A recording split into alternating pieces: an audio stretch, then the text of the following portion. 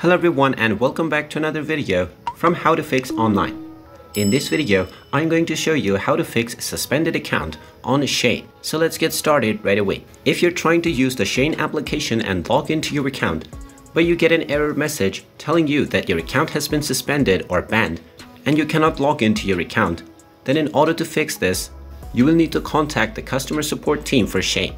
So in order to do this, open up the iOS App Store or the Google Play Store depending on your device, and then tap on the search box and type in Shein and start the search.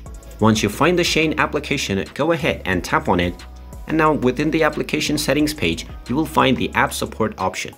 Tap on the drop-down menu and you will find the email address that you can use to contact support for the Shein application. Go ahead and tap on email. And now you can tap on your email application to directly send an email. Now within the subject section, you can simply type in suspended account, and within the main body section, just type in that your account has been suspended by mistake and you want it to be reviewed and reactivated.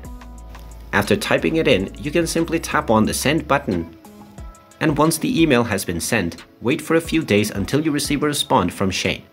Within the response, you will find the instructions including the details on why your account was suspended in the first place and what steps you can take to get it reactivated.